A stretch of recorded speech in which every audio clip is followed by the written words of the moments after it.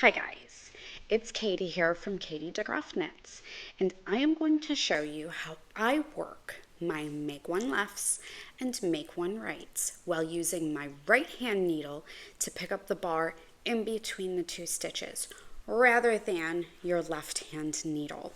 This came about because my earlier patterns do not specify which needle to use to pick up that bar. My current patterns all do, but I did a quick search and I can't really find, and I did not go through them all, but I can't really find anybody that picks them up with a right hand needle. This is the way I've always done it.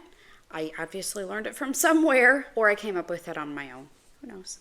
It's part of the beauty of knitting is you can have 10 different people come up with the same exact result and come up with it in 10 different ways. So you can never have too many tools in your basket or know too many ways to perform something. So I am going to show that to you now. I'm going to flip you guys around and we will get started.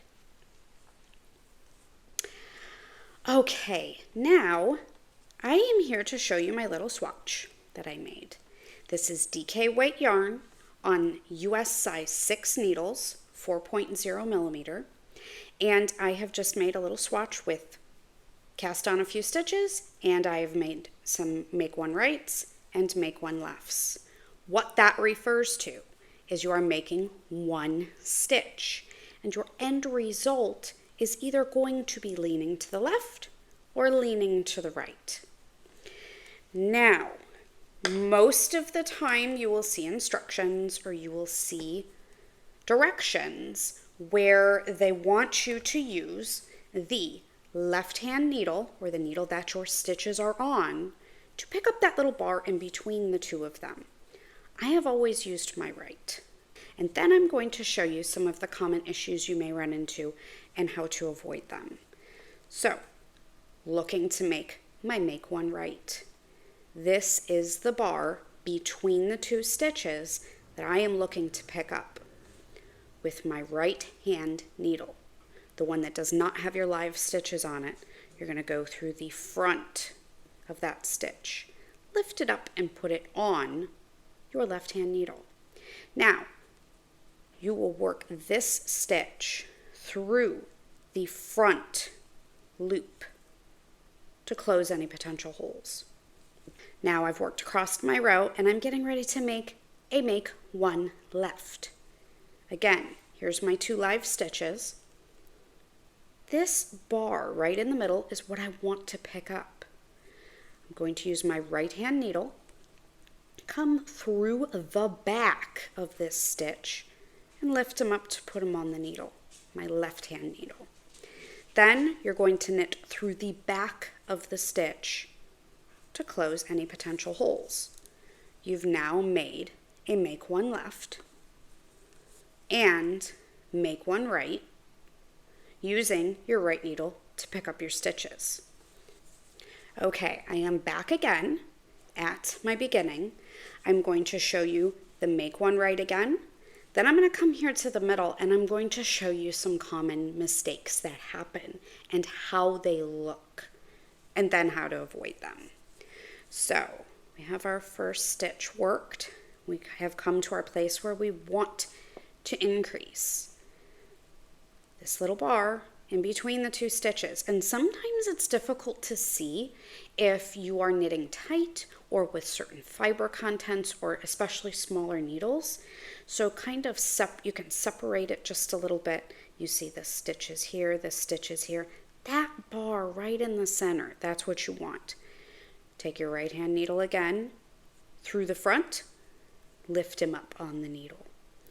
Now, if you'll notice when I do work my knit stitch through the front loop, I'm sort of loosening up the stitch, pinching it with the back of my finger to make a little loop for myself, because sometimes that can be awful snug to the needle and it's hard to work. So I prefer to do that. Now I'm going to work here just to the center a little bit. And I am going to show you some common mistakes. So with make one rights, we can pick it up and we can put it on our needle.